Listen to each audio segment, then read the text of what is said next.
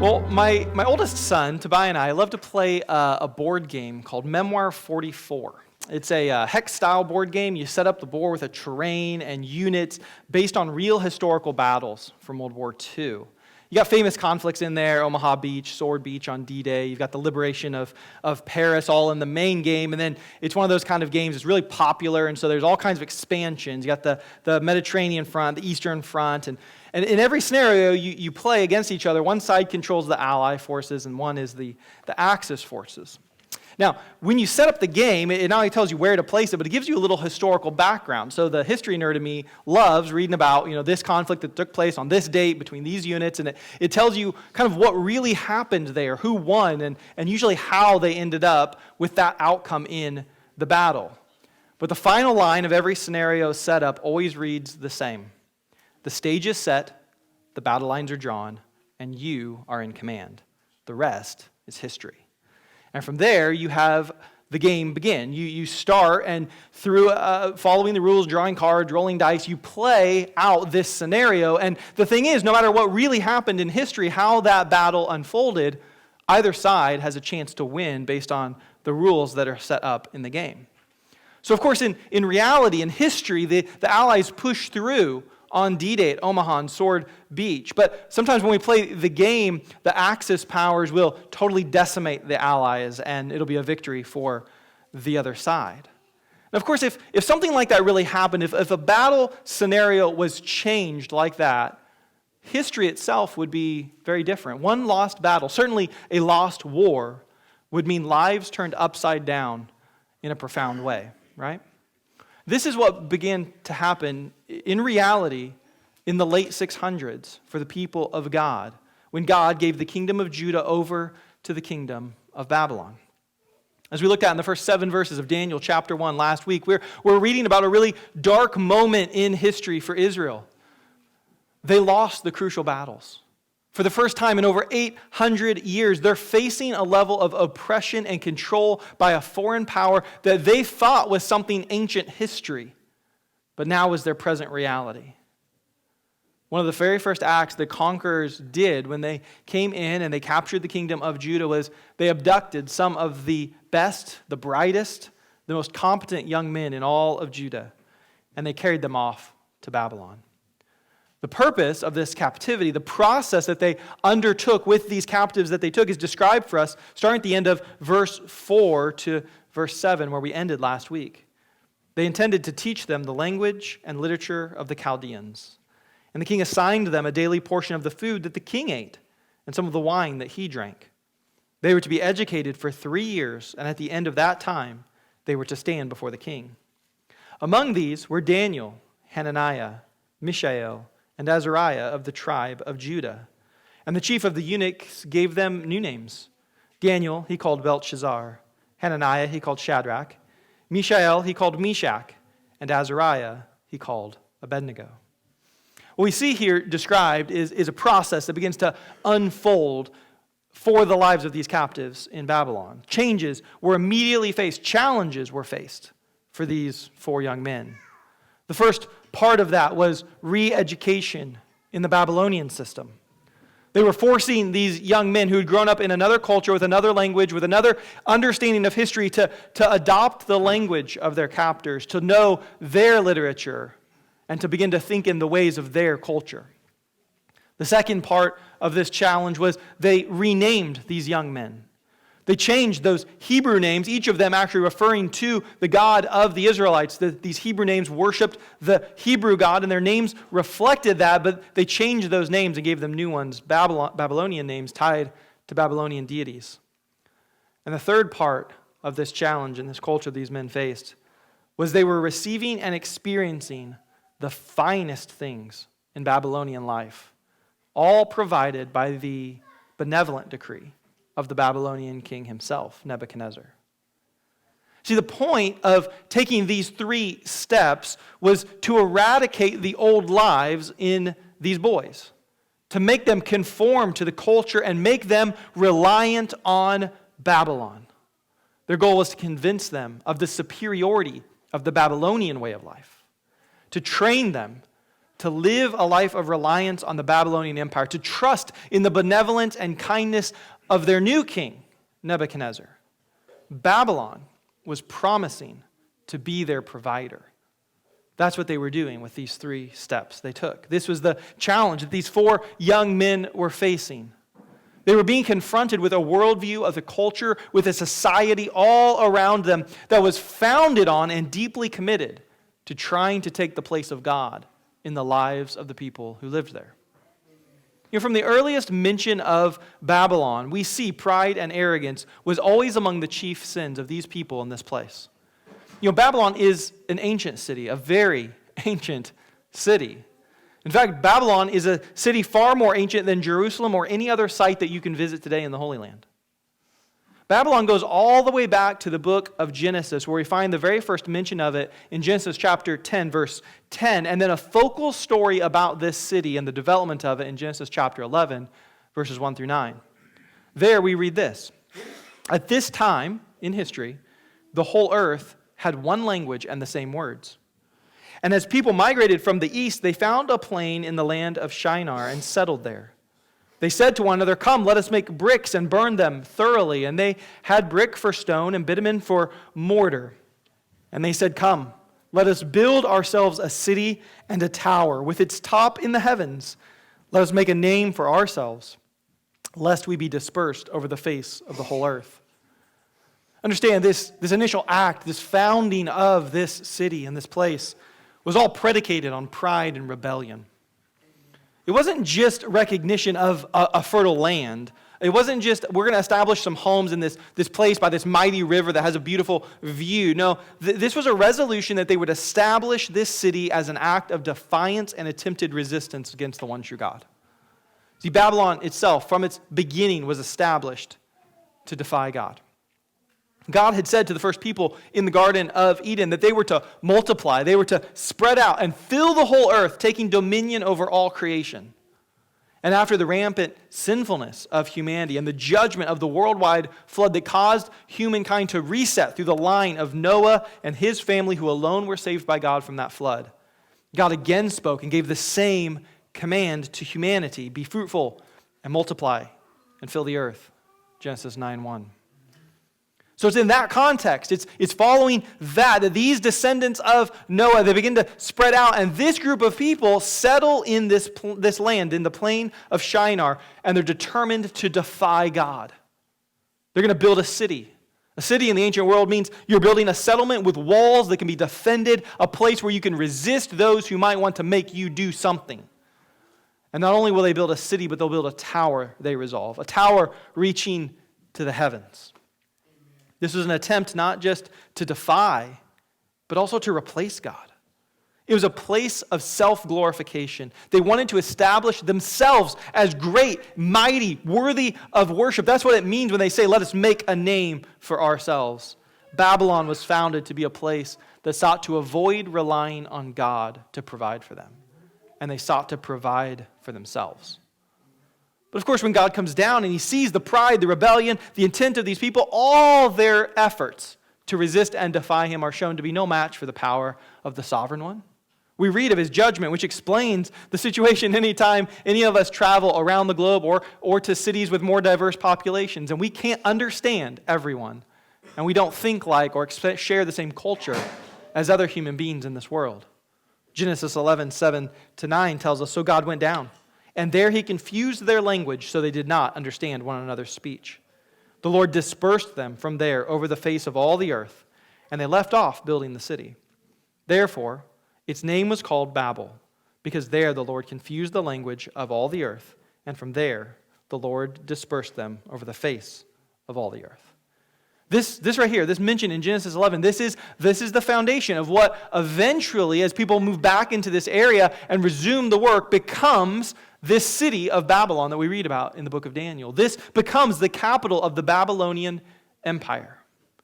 And all throughout the Bible, Babylon is talked about. From the Old Testament to the New Testament, it is used as an example and a reference of a place of rebellion and rejection of God. It refers to a people who are living in pride, personal vanity, and arrogance, the pinnacle of trying to live by self-provision instead of submitting to the true provider you find Babylon mentioned from Genesis at the very start all the way into the book of Revelation at the very end. So what we see happening here in Babylon in Daniel chapter 1 is not really an unexpected thing, that this would be the challenge, this would be the situation for Daniel and these three young friends of his to face in this place. This is Babylon. If you know what Babylon is, this is what you would expect. Babylon is a place where the true God is rejected and rebellion against him is fostered. And so for these young Hebrew men, they're taken into captivity. They're put into this program of re-education there in Babylon with the goal of the Babylonians trying to remove all allegiance to Yahweh from these young men, to eradicate all adherence to his ways in their lives, to make them conform to the rebellion of this culture and embrace their worldview and their sins. It's with that we pick up the story here in verse 8. But Daniel resolved that he would not defile himself with the king's food or with the wine that he drank. Therefore, he asked the chief of the eunuchs to allow him not to defile himself. And God gave Daniel favor and compassion in the sight of the chief of the eunuchs. But the chief of the eunuchs said to Daniel, I fear my lord the king, who assigned your food and your drink, for why should he see that you were in worse condition than the youths who are of your own age? You would endanger my head with the king. Then Daniel said to the steward, whom the chief of the eunuchs had assigned over Daniel, Hananiah, Mishael, and Azariah, test your servants for 10 days. Let us be given only vegetables to eat and water to drink. Then let our appearance and the appearance of the youths who eat the king's food be observed by you, and deal with your servants according to what it is you see. So he listened to them in this matter, and he tested them for 10 days. At the end of the 10 days, it was seen that they were better in appearance and fatter in flesh than all the youths who ate the king's food. So the steward took away their food and the wine they were to drink and gave them vegetables. Now, well, certainly not quite as popular as the events of Daniel 3, where we'll get to in just a couple weeks, or the events of Daniel chapter 6 that we just talked about earlier in the month of January this year. These verses here in the book of Daniel have actually risen, though, in popularity over the last few decades. The rise of what is styled as the Daniel fast or the Daniel diet has become, for many people, the whole focal point of this text that we just read. You can find blogs and books and video courses and tons of Instagram, Facebook, and Twitter posts about people who are following the Daniel plan, following the Daniel fast, doing the Daniel diet. All of these systems and all the variants of them center on the same thing. You're going to cut out of your diet meat, dairy, fish, eggs, sugar, processed food, and basically all drinks except water. A few of them may allow a little bit of vegetable juice, a little bit of fruit juice, but basically it's water and nothing that I just mentioned. You're going to eat only that which grows from the ground. It's a plant-based diet. The word that's translated vegetable here in the ESV from the Hebrew actually means that which is grown from sown seed. So you can broaden out a little bit. It's not just carrots and that kind of thing. It's whole grain items, it's vegetables, it's fruit, it's nuts, it's beans. They're all okay on this diet. And they probably were okay at this time for Daniel too. That's probably what the word is referring to them having eaten. But people look at this text and they go, okay, this is what Daniel ate. Daniel wanted to be faithful to God. Daniel wanted to serve God. And this was the diet he set forth. Oh, we should be like Daniel. Let's do the Daniel diet. But listen, the diet of Daniel and his friends is not the point of this passage. More importantly, it is not what God desires for his people to emulate from this text. There is absolutely nothing holy in itself by following the Daniel fast diet. Those specific foods that Daniel and his friends chose to eat, they are not inherently better than any other foods, and they are not more suited to holy living. All of you who love bacon and hamburgers said amen. This whole thing gets blown out of proportion, taken out of the context of this text, and turned into something else. It becomes this 21-day, you're going to change your life by doing this. And the 21 days are drawn from an event much later in Daniel's life, in Daniel chapter 10, where he refers to giving up fine foods for a period of 21 days. It doesn't come from this text, but this text says they did it for 10 days, they were found to be good, and then they made it their regular habit, right? So that means for the 3 years that they were being trained and educated, this is how they ate. Now, no blogger or author is going to convince you to give up all those great things for 3 years, right? And 10 days isn't enough for you to see any good results of it either. So they find, 21 days in Daniel 10, let's bring that over here, and let's put this together. And here we go, we've got this whole system and this amazing mechanism by which you're going to transform your life because it's biblical. Now understand, even though a lot of churches even have done the Daniel fast together, and there's a whole industry built around it, it tremendously misses what God actually wants to communicate through this text to his people. This is not a diet plan. You're not going to leave here today challenged to go give up your meat and live a plant-based diet. What drove this decision and this implementation by Daniel and his friends here had very little to do with the food themselves. God was not and God is not more pleased with you only eating vegetables and drinking water. This was a measured response on the part of Daniel and his friends. And it tied to the third point of this specific challenge of the culture that they were living in. You remember I mentioned what the Babylonians were trying to do, the way the Babylonians were trying to affect the hearts and the minds of these young men. They were doing it through re-education in the Babylonian system, through renaming these young men from Hebrew names to Babylonian names, right? And third, through receiving and experiencing the finest things in Babylonian life. This was the work that the Babylonians were trying to do to change the hearts, change the minds, reshift the loyalties from Yahweh and who they had grown up worshiping to worshiping Nebuchadnezzar and the Babylonian Empire. All of it was driven by the fact that Babylon was trying to step in and be the provider for these young men, so that they would learn to rely on them, trust them, turn to them for everything they needed. But Daniel and his friends can't refuse everything that's being done to them, right?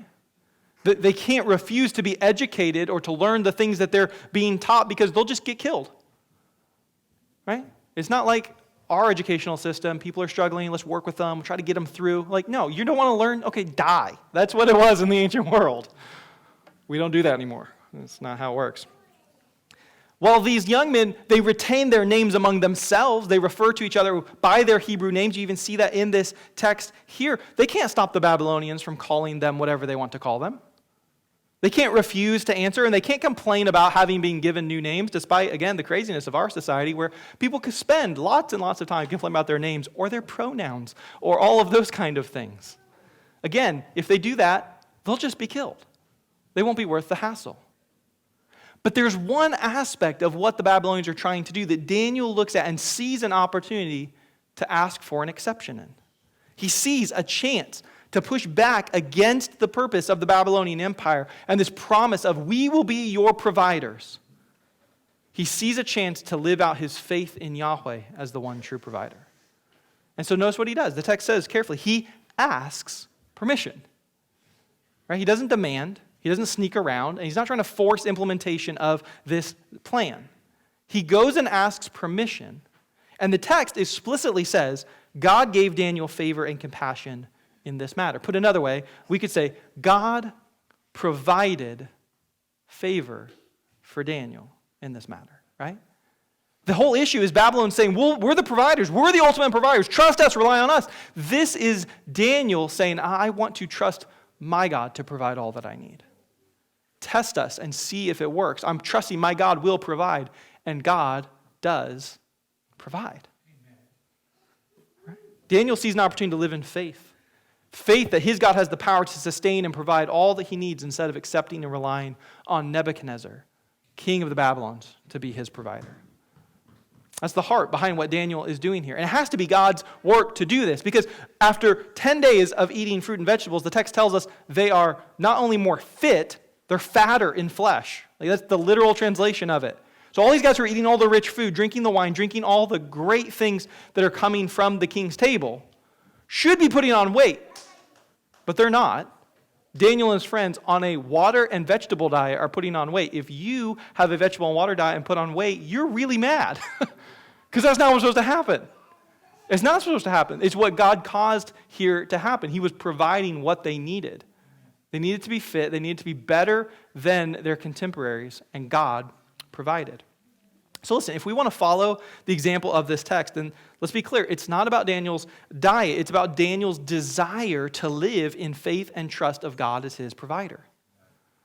he's depending on God in this action. He's trying to resist being swept up to become dependent on Babylon. He's looking at God to be his provider, not the culture, not the rulers around him. A far better way for us to follow Daniel's example is to consider the message and the intentions of our culture and the things that seek to make us conform to the things that would go against glorifying our God and live like Daniel in defiance of them. You and I need to be intentional. We need to put in the effort, think clearly, to identify and fight back on where we are tempted to look to things much lower than God to provide for us in our lives.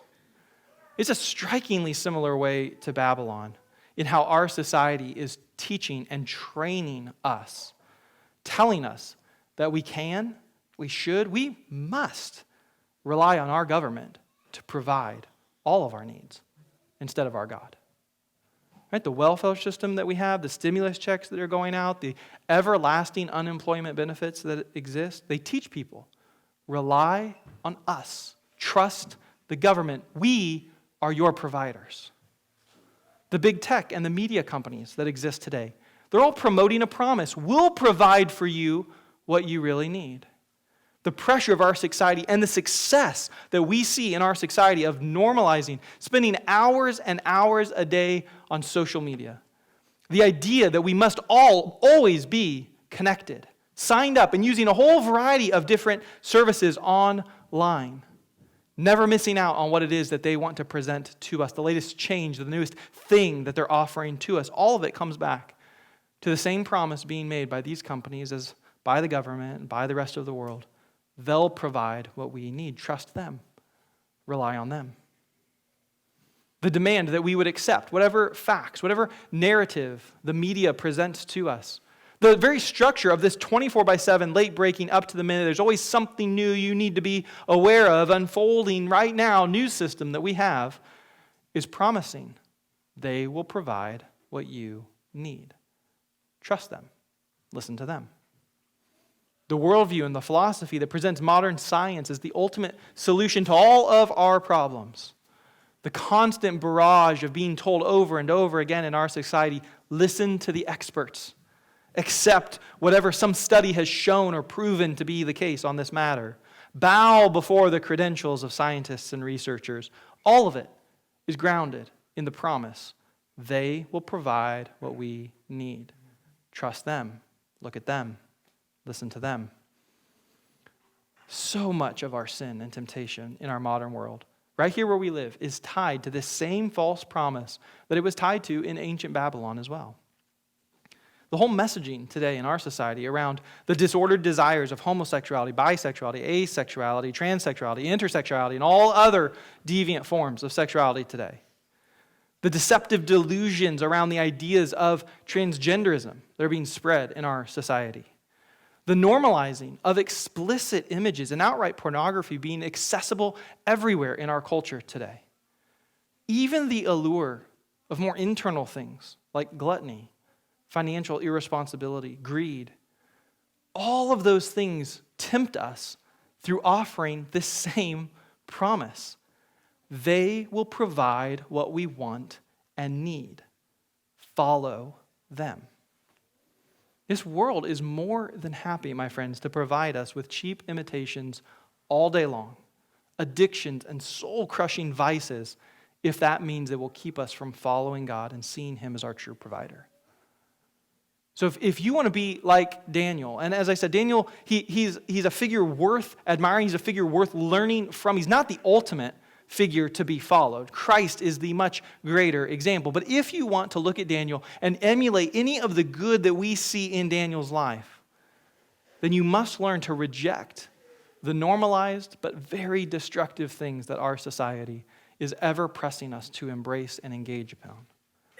We must learn to live in faith and trust of God as our true provider. That's the point of this passage. That's the lesson to draw from this text. The goal and the focus that Daniel and his friends have, it's not about food, it's not about a diet plan, it's about having hearts that are seeking to live undefiled in a corrupting and decaying world by living in trust and faith in God as the true provider. And when they do this, they find this way to push back against the system, back against the culture and what it's offering them. When they do this, God blesses them.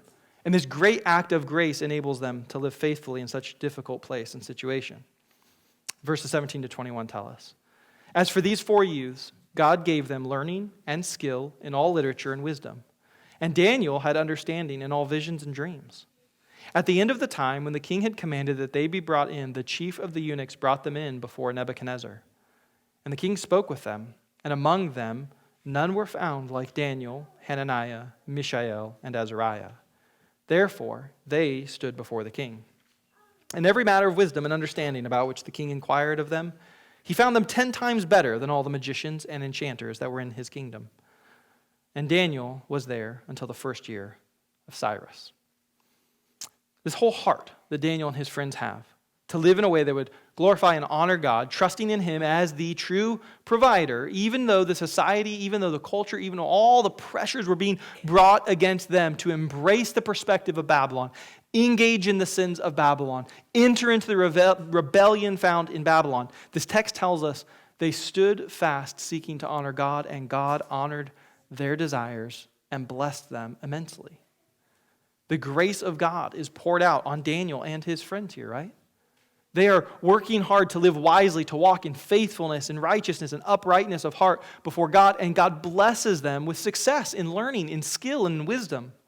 For Daniel, he even gives this supernatural gift of interpreting dreams and visions, as we see throughout the rest of this book. Friends, understand God's kindness and graciousness as the true provider should draw us to him. This is why the New Testament stresses so much for us that living by faith in Christ is not just a good thing, it's the only thing that really matters. Hebrews 11:6 tells us, "Without faith it is impossible to please God. For whoever would draw near to God must believe that he exists and he rewards those who seek him." Faith is the foundation for pleasing God, for receiving his blessings, for ultimately being given the gift of salvation itself. It all comes by faith. So faith is what must motivate our lives. Faith in who God is, faith in his sovereignty, in his power, in his worthiness, in all places and all times, in all situations, in all cultures, all contexts, in ancient worlds and in our modern moment. Faith in our God, faith in the redeeming, saving work of Jesus Christ is all that matters. If you want to learn from and live like Daniel and his friends did in Babylon, then you have to learn to live in faith of God and what he has done to demonstrate conclusively that he is the true provider. We must learn to live in faith and trust of God as our true provider. Because right here in Hebrews 12, we're told, "Since we are therefore surrounded by so great a cloud of witnesses," a cloud of witnesses that includes Daniel and his friends, "since we can see what God's faithfulness was like in their lives, they bear witness to us of who God is, let us lay aside every weight and every sin which clings so closely. Let us run with endurance the race that is set before us." And don't miss this. Here's how we do it: by looking to Jesus, the founder and perfecter of our faith, who for the joy that was set before him endured the cross, despising the shame, and is now seated at the right hand of the throne of God. When we live with faith in Jesus Christ, when we live fixing our eyes on him, that's the only way we will learn to live properly in this world. The corrupting, destructive culture around us, it's real and it's challenging to try and navigate. Don't hear me saying, "Hey, it's no big deal, just look to Jesus, it's all fine."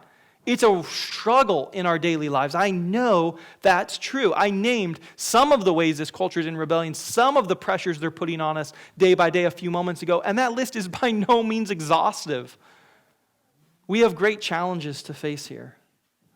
But just like these young men in ancient Babylon, we have a God whose power and strength is greater than all the powers that are at work in the culture, because he is the true provider of all we need. And when we know that, when we believe that and live in faith of that, looking to him, relying on him, we can resist the false, empty promises that our culture pushes over and over again.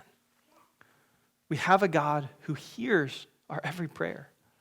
We have a God who sees every effort and every moment of work in our lives. We have a God who blesses his people who seek to live by faith and pursue holiness to glorify him. Though we are imperfect, though we fail, we stumble, we struggle, he sees all of it and he pours out his blessing on those who will rely on him as their true provider. So we're exhorted in the book of Hebrews.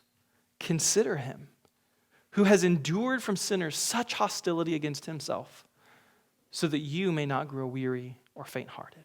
Look to Jesus. Remember what Jesus has done. Believe in what Jesus has accomplished. His life and his death is not just to be the focal point of our doctrinal confessions, the items that we put in the statement of faith and say, those are really important, write them down. It's not just those need to factor into the mission statement, the vision statement, the core values. These things need to be at the focal point, the very center of our lives individually. We need, each one of us, to live by faith in him in everything if we're going to stand in this world. How well you can resist the temptations of this world directly depends on how focused your gaze is and how deep your love for the Savior is. If you're always looking to something else, if you're always trusting and relying, you're always drawn towards believing in something else to meet your needs, you won't stand long. If your love of pleasure, your love of accolades, your love of material possessions is stronger than your love for Christ who died for you, you won't last long against this world. You must understand it's only because of his perfections, his suffering, his sacrifice, his death, his resurrection. It's only by deeply believing and loving him that we can stand firm in this world and face the challenges that we will face in this world. To see and to really believe that he has provided for our deepest need. He has dealt with what is impossible for us to deal with on our own. To trust that he will provide everything that we need. That will give you the strength to reject the empty promises and live a life of pleasing faith before our God. The lesson of Daniel 1 is we must learn to live in faith and trust of God as our true provider. Drawing again that connection between Daniel and his friends who live in exile in Babylon and us as Christians living as exiles in this world too. The author of Hebrews tells us in chapter 13, verses 14 to 16, "For here we have no lasting city, but we seek the city that is to come.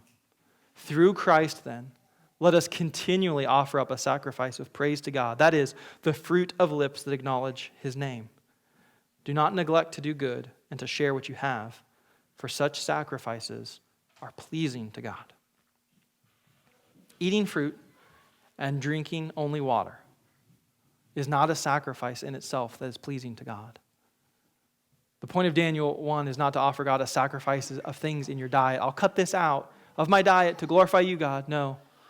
What glorifies God is that you and I would offer him a sacrifice of praise through the fruit of a life that confesses and really believes in the superiority of God. It says he truly is God. He's my God. He's my sovereign. He is the ruler of my life. He is my provider, the one I am relying on. It's by demonstrating that reliance, that trust, that faith, walking in that, aligning with what he has said for us to do in this world, how he has told us to live. That is the sacrifice that pleases our God. We must learn to live in faith and trust of God as our true provider. As the worship team comes, I want to challenge you, as I often do. Don't let this moment go by without you engaging your heart and your soul in response to God. Take these next few minutes to pray, to confess, to repent of the areas in your life, the way there are areas in my life where I am more tempted than other places to give in to giving my heart to this world, to relying on something else. Confess those before God this morning and ask for his help to help you resist the defiling effects of this culture and this society that we live in as exiles now. Look to Christ. Ask God for his grace to help you love him deeper, to have a more fervent faith in Jesus. And as you do that this morning as an act of response to God, then lift your voice in song, as a prayer, as a worship unto God. But don't let your attention shift. Don't give in to the lesser, more trivial, temporal things in these next few moments. Don't rush out and leave dealing with God behind. Press in this morning.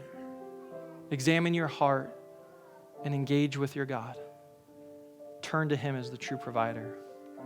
Lord, help us in these next few moments, I ask, to respond to you, to see the beauty of Jesus Christ, to see the great need that we have in our lives, Lord, and with confidence and hope to come to you as the true provider of what we need.